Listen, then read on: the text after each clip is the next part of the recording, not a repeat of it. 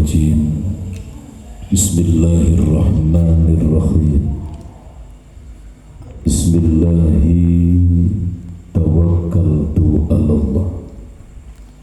Bismillahil kafi huwallah. Bismillahis syafi huwallah. Bismillahil muwafi huwallah. Alhamdulillah binurika syafi'il hikmah.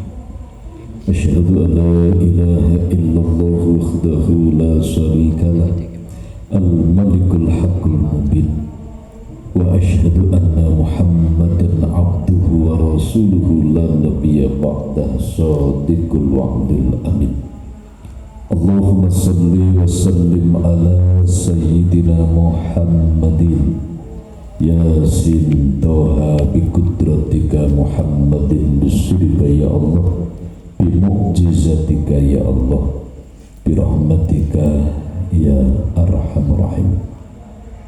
Subhanakallahumma ilma lana wa alamtana wa tub alaina innaka antat tawwabur rahim. Faqala Allah ta'ala fi kitabihil karim wa huwa asdaqul qailin. Bismillahirrahmanirrahim. Innamal mu'minuna alladhina idza dzukirallahu wajilat qulubuhum wa idza tuliyat alaihim ayatuhu zadatuhum imana wa ala rabbihim yatawakkalun. Al-ayah. Yahdikumullah kalamullah. La ilaha illallah Muhammadur Rasulullah. Ya sayyidil barakah, ya imamil karamah. Amma ba'd. Hadirin kiram, para alim, para ulama, para ustaz, para kiai sesepuh bin sepuh yang dimuliakan Allah Subhanahu wa taala. Khususnya mari kembali kita mendoakan beliau, orang tua kita, guru kita, pembimbing dan juga pengasuh kita, beliau Al-Mukarram Bapak Kiai Joko Nur Ihsan beserta ibu, dan juga yang guru kita Syekh Maulana Kakang Gusti Eyang Ki Haji Muhammad Nur Ghazali Saiful Islam. Semoga senantiasa dimakamkan di pangkuan sucinya Allah Subhanahu wa taala, dimuliakan dan dibahagiakan selalu beserta keluarganya, putra-putri beliau, keturunan beliau, dan semoga dihimpun, disatukan seluruh murid dan jemaah beliau, dan digabungkan ruh rasa kita dengan Ruhul Kudus beliau. Amin Allahumma amin. Al-Fatihah. A'udzu billahi minasyaitonir rajim. Bismillahirrahmanirrahim. Alhamdulillahi rabbil alamin, arrahmanir rahim, maliki yaumiddin. Iyyaka na'budu wa iyyaka nasta'in, ihdinas siratal mustaqim, siratal ladzina an'amta 'alaihim ghairil maghdubi 'alaihim waladdallin. Kepada beliau sesepuh kita, beliau Sahibul Bait Al-Mukarram Bapak Agus Susilo beserta ibu dan seluruh keluarga besarnya yang dirahmati dan dimuliakan Allah Subhanahu wa taala. Khususnya beliau Akhil Kiram Mas Alvin beserta seluruh keluarga besar, keluarga Harmoni Laut yang dimuliakan dan dirahmati oleh Allah Subhanahu wa taala.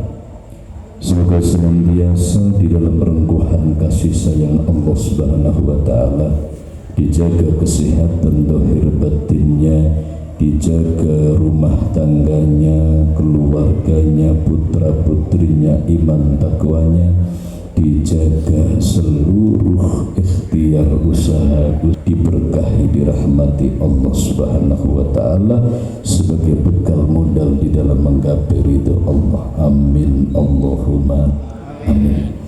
Hadirin hadirat kaum muslimin muslimat, saudara-saudaraku seiman seakidah yang kami cintai rahimakumullah.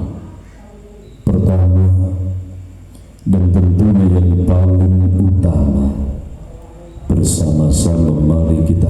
menyuburkan rasa syukur tasyakur kita, rasa terima kasih kita kehambaan zat sesembahan kita Allahu wa ta'ala atas segala limpahan rahman dan rahimnya, limpahan kenikmatan lahir dan batin yang setiap saat, setiap detik mengalir dalam kehidupan kita. Karena sesungguhnya setiap saat, setiap detik Allah Subhanahu wa ta'ala membelai kita dengan kasih sayangnya.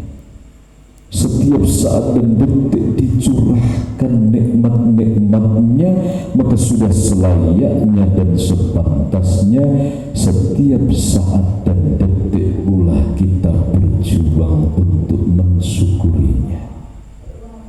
Belajar untuk bersyukur, berterima kasih dalam dimensi lahir dan batin. Belajar mensyukuri nikmat dari Allah Subhanahu wa ta'ala. Secara teori konsepnya sudah sering kita bahas, tetapi praktiknya membutuhkan kesungguhan, praktiknya membutuhkan pengorbanan, praktiknya membutuhkan perjuangan. Kenapa dibutuhkan kesungguhan? Karena sentralnya itu ada di dalam kolbun, di dalam hati kita. Sentralnya itu sumbernya dari batinnya kita.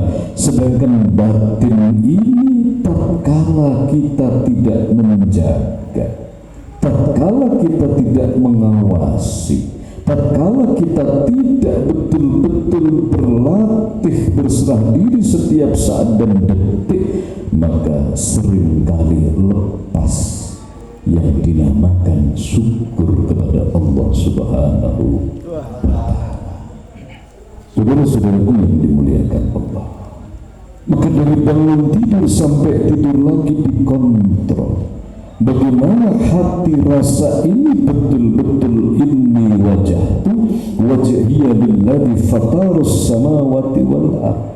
Aku hadapkan wajahku ya Allah. Wajah yang mana? Wajah hati, wajah batin, wajah kehidupan kita. Wajah ini adalah angan. Maka di saat kita berwudu diajarkan oleh guru kita, begitu kita membasuh wajah, iktikad batinnya, ya Allah sucikan anganku. Ini wajah tu wajhiya lilladzi fatarus samawati wal ardh. Sesungguhnya aku hadapkan wajahku kepada wajah zat yang menggenggam bumi langit seisinya, Allah Subhanahu wa ta'ala. Maka wajah ini adalah angan kita, angan kita jaga agar menuju Allah. Menghadapkan wajah kepada wajah Allah artinya menghadapkan angan kita menuju Allah Subhanahu wa ta'ala. Ini syaratnya. Maka satu menjadi pertanyaan yang besar, sudahkah wajah kita ini kita hadapkan kepada Allah? Kalau sudah, berapa kali dalam 24 jam wajah kita menghadap wajah Allah? Napa artinya pun angan kita menuju Allah Subhanahu wa ta'ala. Dari kecil, dari SD dulu ya, waktu kita sekolah, bahkan dari TK sudah diajarkan mengheningkan cipta mulai alhamdulillah. Kita garis bawahi kalimat mengheningkan cipta itu dari TK, dari SD. Kalau kita ingat dulu waktu masih SD sudah diajari untuk berdoa mengheningkan cipta. Apa artinya mengheningkan? Hening itu sepi, hening itu suci, Hening itu bersih, tenang, setenang-tenangnya. Cipta itu apa? Cipta itu adalah angan. Bahwa kita dikaruniai Allah yang namanya ruh rasa. Di dalam ruh rasa ini nanti menghasilkan angan. Maka angan ini menghadap kepada Allah, artinya angan kita harus menuju Allah. Inna sholati wa nusuki wa mahyaya wa mamati lillahi rabbil alamin. Salatku untukmu ya Allah, ibadahku untukmu ya Allah, bahkan hidup dan matiku hanyalah aku hadapkan kepadamu, hanyalah semata-mata untuk menggapai ridhomu ya Allah. Tak ada yang aku cari dan tuju kecuali hanya Engkau. Sesungguhnya aku ini milikmu, aku darimu ya Allah, dan hanya kepadamu aku akan kembali. Saudaraku rahimakumullah, inilah pentingnya di setiap basuhan dalam wudhu. Kita berwudhu membasuh wajah, guru kita mengajarkan sucikan anganku. Waktu kecil kita diajarkan mengheningkan cipta. Maka satu, mari kita cek di dalam diri kita, sudahkah cipta kita itu hening? Sudahkah angannya itu menuju Allah Subhanahu wa Ta'ala? Kenapa ini perlu kita jaga? Karena setiap saat dan detik nafsu ini berperan. Nafsu amarah kita, nafsu sufiyah kita, nafsu lawamah kita berlomba-lomba, berjibaku merebut kendali dalam kehidupan kita. Kalau yang masuk menguasai singgasana hati ini adalah amarah. Amarah itu nafsu syaitan, nafsu setan itu amarah. Warnanya merah, itu nafsu setan. Kalau itu yang menduduki tahta singgasana hati, maka yakin ciptanya tidak akan hening. Angannya tidak bisa menuju Allah. Angannya yang hadir, yang muncul adalah angan yang bersumber dari amarah, yaitu apa? Kesombongan. Adikan adikun adikuno sopo siro sopo ningsun ana khairu minhum, aku ini lebih baik daripada kamu. Itu akan hadir. Maka Rasulullah wanti-wanti, waspadalah wahai umatku, berhati-hatilah, waspadalah, jaga hatimu. Karena sesungguhnya manusia itu nanti tergantung hatinya. Inna fil jasadi mudghah fa idza fasadat fasadal jasad kulluh wa idza salihat salihal jasad kulluh. Sesungguhnya di dalam dada, di dalam jasad ini ada segumpal daging atau segumpal darah.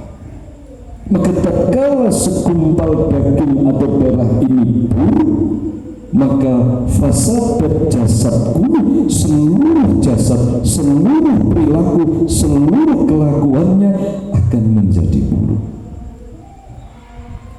Wa idza sulihat, dan tatkala segumpal darah daging ini adalah baik, maka sulihat kulluh, seluruh jasadnya akan baik, ucapannya, perilakunya akan baik. Apa itu? Apa segumpal jasad itu? Wa huwa qulubul lati fis sudur, itu adalah hati manusia yang tersimpan di dalam dada manusia, yaitu qalbun, hati. Harus dijaga. Saudaraku yang dimuliakan Allah Subhanahu wa Ta'ala, maka manusia yang singgasana batin ini diduduki oleh nafsu amarahnya, maka angannya tidak akan bisa hening, tidak akan menuju Allah. Angannya senantiasa angan ego, angan kesombongan, angan ujub, angan riya akan hadir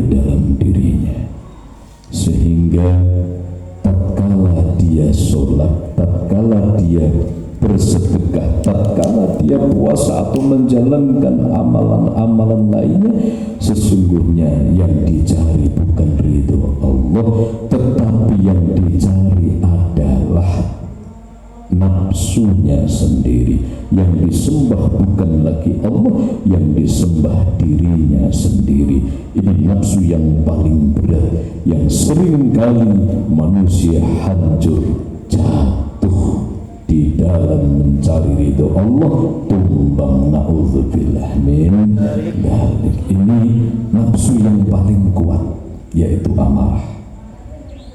Nafsu yang seringkali menghancurkan manusia-manusia yang sedang berjalan menuju Allah Subhanahu wa Ta'ala.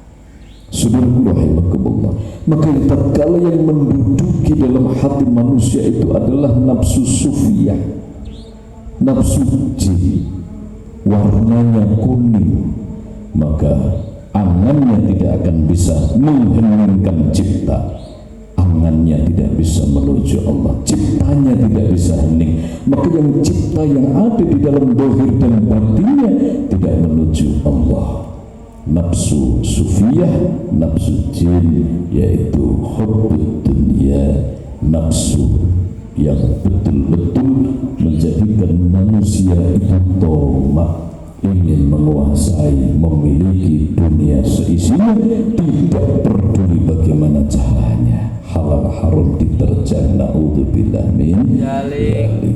Yang ketiga, kalau di dalam dada ini dikuasai oleh nafsu alwamah atau lawamah, nafsu hewan, nafsu yang warnanya hitam, maka ini menjadikan manusia tidak akan bisa hening ciptanya, karena setiap saat yang ada dalam angannya adalah kenikmatan-kenikmatan yang bersumber dari lawamah, yaitu makan, minum, tidur, syahwat dan lain sebagainya. Semua harus dikendalikan.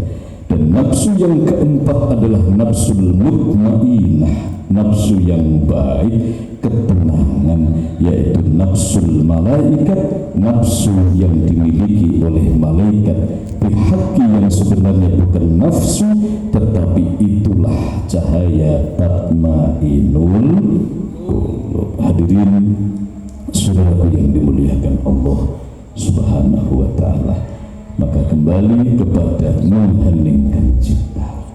Cipta ini harus kita heningkan, karena kalau tidak hening maka cipta ini akan menciptakan hal-hal yang tidak menuju kepada Allah.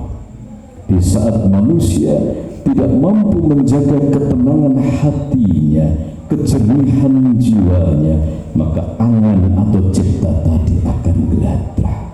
Hadir iri dengki, hadir sakit hati, hadir buruk sangka, resah, gelisah, gundah gulana, malas, dan sifat-sifat buruk lainnya. Itu pancaran dari ketidakheningannya cipta atau angan, sebab hatinya dikuasai oleh nafsunya sendiri. Na'udzubillah min dzalik. Saudaraku yang dimuliakan Allah, maka mari kita ikrarkan syukur ini di dalam ungkapan lisan kita bersama, biqaulina alhamdulillahirabbil alamin. Salawat beserta salam mari kita sanjungkan kehadiran baginda Rasul Muhammad sallallahu alaihi wasallam. Semoga kita, keluarga kita termasuk golongan umat Rasulullah yang hakiki. Maka agar kita masuk dalam golongan umat Rasulullah yang hakiki, tentunya ada tebusannya. Tentunya harus melalui perjuangan keikhlasan. Perjuangan untuk apa? Mengikuti tuntunan Rasulullah.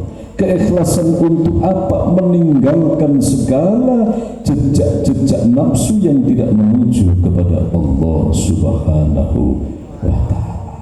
Saudaraku yang dimuliakan Allah, alhamdulillah malam ini kembali kita dipertemukan di tempat yang mubarak ini dalam rutinitas doa bersama, silaturahim dan pengajian kajian bulanan kita.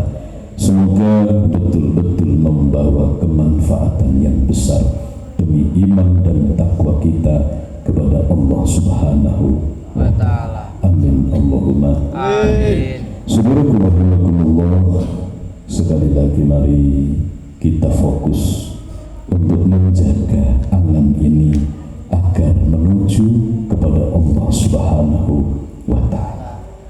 Maka Allah hadirkan satu rahmat yang sangat besar sekali untuk mengendalikan hawa nafsu kita, untuk menempatkan nafsu ini pada tempatnya agar tidak memberontak melampaui batas.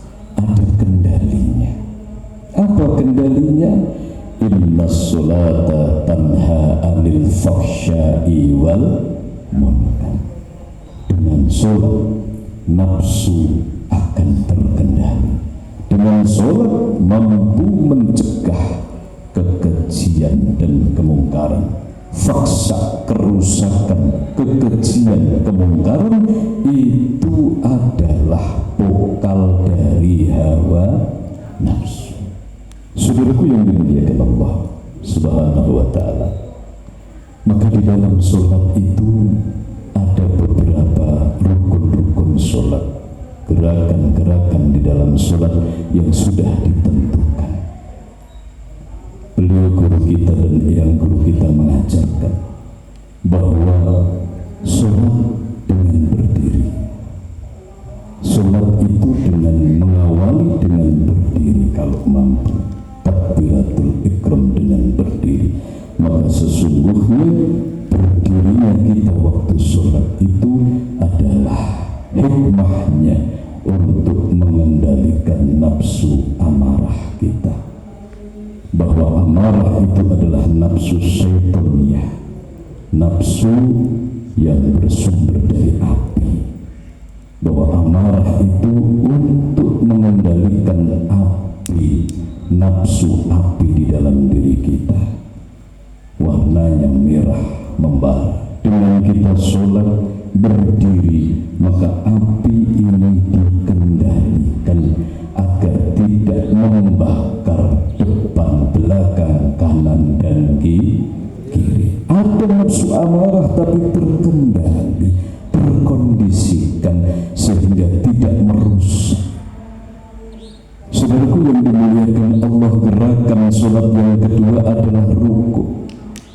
Di mana ruku ini 90 derajat siku.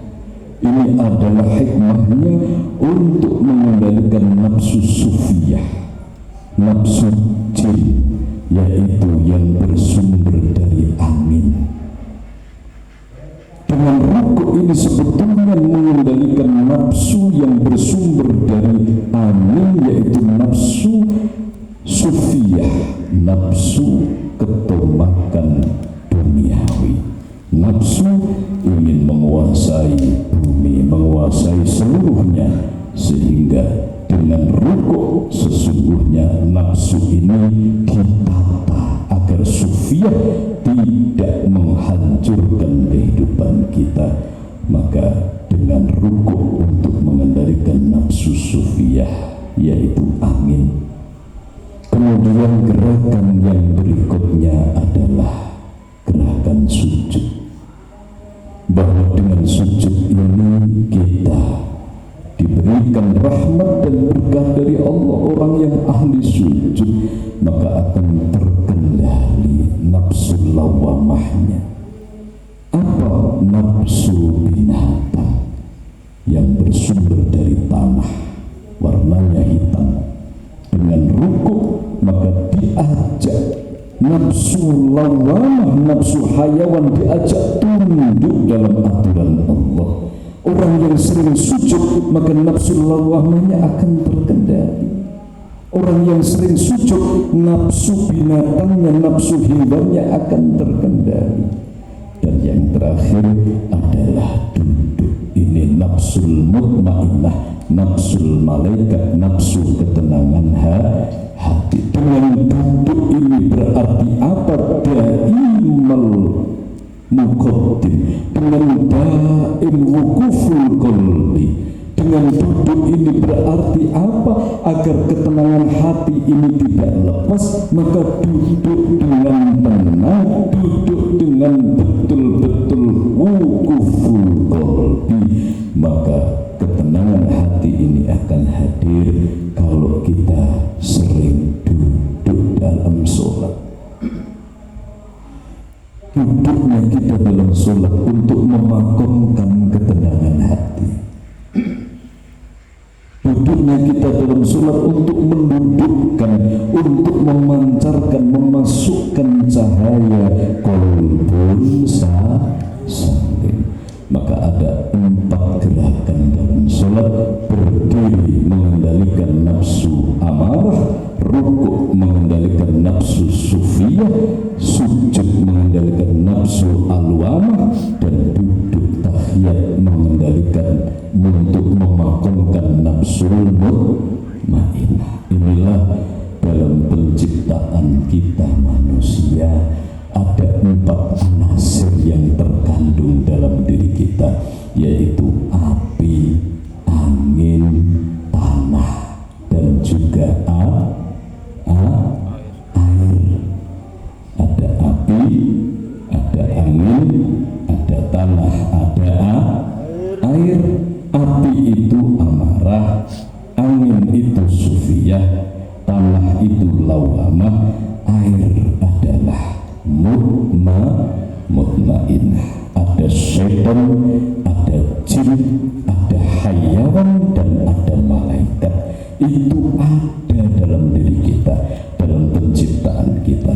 Maka hati-hati, tinggal yang menguasai itu nanti yang mana. Maka tatkala tatmainul qulub hadir, maka Ruhul Kudus, cahaya ruh kesucian dalam dirinya, yang menguasai adalah keagungan Allah Subhanahu wa ta'ala. Manusia menjadi keagungan Allah, keagungan Allah Subhanahu wa ta'ala. Saudaraku seiman, seakidah yang dimuliakan Allah Subhanahu wa ta'ala, ini adalah rahmat Allah yang harus kita syukuri. Maka di saat manusia ingin mengendalikan nafsunya, maka tentunya harus mau memperbaiki sholatnya. Kalau sholat kita ini masih berat, sholatnya masih berat, maka yakin nafsu ini akan masih berat juga dikendalikan. Barangkali di amarahnya, setiap pribadi manusia beda-beda. Ada yang amarahnya nggak terkendali, ada yang sufiyahnya yang tidak terkendali, ada yang alwamahnya yang tidak terkendali, ada yang semuanya tidak terkendali. Na'udzubillah min dzalik. Maka betul mendikan Rasulullah Muhammad sallallahu alaihi wasallam, kalau engkau ingin hidupmu bahagia, maka benahilah sholatmu. Dengan engkau menjaga sholat tulus ikhlas karena Allah, Allah akan membenahi kehidupanmu. Ini nasihat sabda Rasulullah Muhammad sallallahu alaihi wasallam. Saudaraku yang dimuliakan Allah Subhanahu wa ta'ala, dan ini bisa menjadi satu yang saling berhubungan di antara satu zahir dan batin, itu saling berhubungan. Tapi tidak wajib kita mempelajari apa ini contohnya. Contoh dengan melihat Mbah Imam Qolis rukuk itu, bagaimana itu bisa kelihatan, bagaimana Mbah Imam berdiri dalam sholat, bagaimana rukuknya, bagaimana sujudnya, bagaimana duduknya, itu bisa dibaca pancaran dari kondisi hatinya. Orang yang sufiyahnya nggak terkendali, yakin sujudnya, rukuknya nanti bisa dilihat. Tapi ini jangan dibuat untuk menilai orang ini rahasia. Ini rahasia. Tapi bisa dilihat, oh bagaimana Om Rian sujudnya, tangannya ngebiar apa ini. Itu nanti itu namanya ilmu falak, kelihatan. Oh, ini kebocorannya di sufiahnya. Oh ini nafsu syahwatnya yang nggak terkendali. Maka di saat sujud itu seperti ini, itu bisa. Dan itu tidak bisa ditutupi. Cuma tidak wajib dipelajari. Cuma untuk kampri, karena membawa jamaah seandainya itu untuk pembelajaran. Seperti dokter punya stetoskop, punya alat-alat seperti itu. Saudaraku yang dimuliakan Allah Subhanahu wa Ta'ala, orang yang amarahnya tidak terkendali nanti berdirinya dalam sholat pun tidak. Ada yang berdiri kakinya berguagah, wombu ada yang kakinya hampir nempel ada. Itu tidak bisa. Kalau mungkin pas akalnya main, aku tak nilai. Tapi kalau nanti pas dia sholat tidak berpikir tentang itu, maka gerakan bahasa tubuh tidak bisa diturut. Ini bocoran sedikit tentang sujud. Kalau sujudnya tangannya rapat, berarti apa? Betul-betul qanaah. Itu sudah qanaah. Qanaah itu ikhlas. Tapi kalau biarnya kambang ini angah-angah nafsunya, ini luar biasa. Nanti yakin nanti pas sholat pas berdiri. Itu kalau akalnya main bisa, tak rapat berarti darahnya nafsu gede. Tapi nanti kalau pas tidak berpikir ke situ, gerakan tangan nggak bisa dibohongi. Kalau hatinya masih angah-angah, masih nggak tenang, masih pasti gila. Ya nanti, tapi fokus lillahi. Kalau ini pas sholat malah ngelirik lonjolnya malah. Sujudikan pribadi lillahi tidak wajib dipelajari. Tapi itu satu contoh saja. Belum nanti yang rukuknya. Yang rukuk ini. Ada yang rukuk itu center 90 derajat. Ada yang agak melengkung, ada yang mekekeng gitu ya, macam-macam. Saudaraku yang dimuliakan Allah Subhanahu wa Ta'ala, ini tentunya bukan untuk kita mempelajari orang lain, tapi poinnya adalah mari kita ikhlaskan zahir batin kita, mulailah merawat sholat kita. Ini sesuatu yang kita rawat dengan ikhlas akan berbuah keberkahan yang besar. Seorang petani ikhlas merawat tanamannya, maka di saat panen itu adalah karunia dari Allah.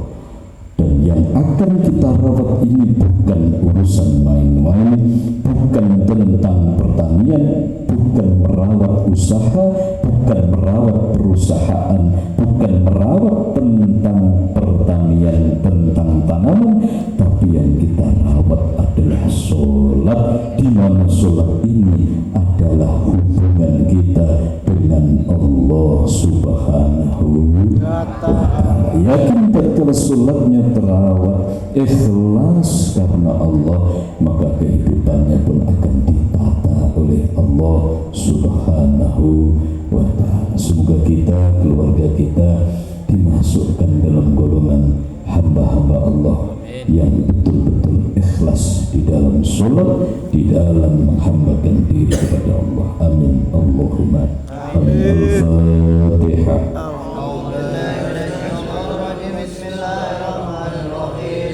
Alhamdulillahi rabbil alamin, arrahmanir rahim, maliki yaumiddin. Iyyaka na'budu wa iyyaka nasta'in, ihdinas siratal mustaqim, siratal ladzina an'amta 'alaihim ghairil maghdubi 'alaihim waladdallin. Saudaraku yang dimuliakan Allah Subhanahu wa Ta'ala, mari kita lanjutkan sholat. Yang batal dipersilakan wudhu, persiapan. Sebelum sholat mari kita istighosah sebentar. Bismillahirrahmanirrahim.